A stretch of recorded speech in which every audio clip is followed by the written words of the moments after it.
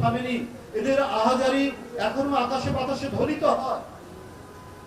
এরই মধ্যে দিয়ে পলাতক হয়ে গেলেন ফ্যাসিবাদ অন্তর্বর্তীকালীন সরকার।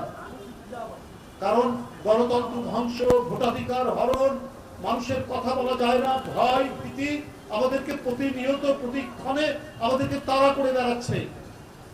এর মধ্যে দিয়ে যতটুকু করা যায় আন্দোলন সংগ্রাম, জেল জুলুম, ক্রসফায়ার, গুম, বিচার বহির্ভূত হত্যা, এই যে ভয়ঙ্কর বিষাক্ত বেড়াজালের মধ্যে সমস্ত জাতীয়তাবাদী শক্তিকে বন্দী করে নিজের রাজ সিংহাসনকে অটুট রাখার জন্য, চিরদিনের জন্য ধরে রাখার জন্য শেখ হাসিনার রক্তাক্ত কর্মসূচি যেভাবে তিনি পালন করে গেছেন, সেটাকে প্রতিহত করে 15 বছর ধরে সমমনা দলগুলো এবং বিএনপির নেতৃত্বে যে এত যে আত্মত্যাগ, এত যে অবদান, তারই ফলশ্রুতিতে ছাত্র জনতা গত বছর জুলাই আগস্টে আমরা সাফল্যমণ্ডিত হই শেখ হাসিনাকে তাড়াতে।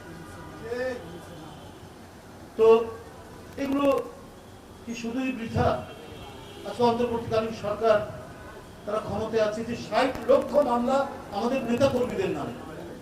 আপনি তো একটা কমিশন গঠন করে হোক বা দ্রুত দায়িত্ব পালন করে হোক, কাউকে দিয়ে, আইনজীবীদেরকে দিয়ে, এগুলো তো আজকে 8 মাস আপনি ক্ষমতায় আছেন, এই মামলাগুলো তো প্রত্যাহার করা যেত। এই যে 60 লক্ষ মামলা এবং যে ঘটনাগুলো বললাম, এরই ফলশ্রুতি তো আপনারা আজকে ক্ষমতায়, এটার জন্য তো আপনি কিছুই করেননি।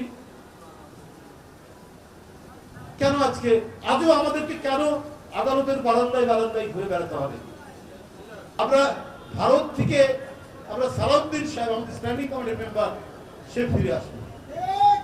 তার মানে সালাউদ্দিনকে গুম করে ভারতে পাঠানোর ব্যাপারে শেখ হাসিনার অবদান ছিল, শেখ হাসিনাই সেটা করেছে। তাহলে এই সমস্ত বিষয়গুলোকে আপনার তো এগুলোই নিশ্চিত করতে হবে যে বাংলাদেশে যেন আর এই অমানবিক দৃশ্যের খেলা জনগণকে যেন দেখতে না হয়। বাংলাদেশে অতীতেও যেমন ছিল না, গুম খুন ছিল, আওয়ামী লীগ আসলেই খুন করে বিরোধী দলকে, গুম ছিল তার বাবার আমলে কয়েকটা হয়েছে, কিন্তু শেখ হাসিনা যেভাবে করেছে, এই গুমের যেন আর কোনোদিন অবধারণা, রাজনৈতিক হত্যা যেন চিরদিনের জন্য বন্ধ হয়।